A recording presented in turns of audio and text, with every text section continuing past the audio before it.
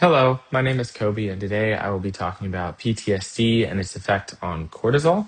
Well, I wanted to do this because being a vet myself, I wanted to kind of study the effects of PTSD. Um, so I had a couple of different articles. The first one, it was titled "Emotional Stability Interacts with Cortisol Levels Before fMRI on Brain Processing of Fearful Faces."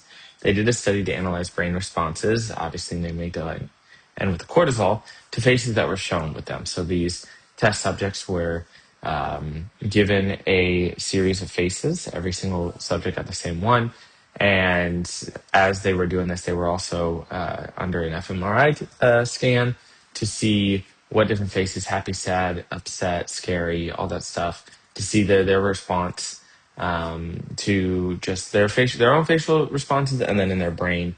They studied this approach because, quote, previous studies have documented that the explicit processing of facial expression elicits strong amygdala activation. And as you can see here from the fMRI scan that was given, you see that they noticed that the coronal sections shown interaction between emotional stability and cortisol on the left amygdala during the face task. So as we all know, cortisol comes from the amygdala when you're stressed, anxious, or anything like that. So it helped me dig into like PTSD, and theoretically there'd be more cortisol, but as we'll find out, that may not be the case.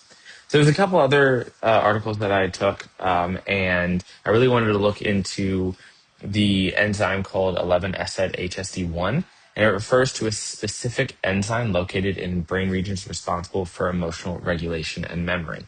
And you see that people with PTSD have variability when it has been observed in the HPA axis alterations along symptom dimensions of PTSD. So they did use more of a PET scan to monitor it, but overall, what they see that the 11-SED-HSD1 availability in the prefrontal limbic circuit was higher in the PTSD group. So the enzyme responsible for emotional regulation was actually higher in those with PTSD than those without. The third that I looked at was more the neuroanatomical one, and they wanted to see PTSD could be worse due to low hippocampal volume, and that the interaction with other brain anomalies can serve as an early risk factor more for PTSD. The hippocampus volumes were measured after traumas that people experience, and the study provides evidence for early neuroanatomical risk factors for PTSD, which could also predict the progression of the disorder in the year following trauma exposure. Last but not least, the last article that I have actually measured more neurochemical, right? And I just have the title "Hair Cortisol Concentrations" just so I know kind of what article.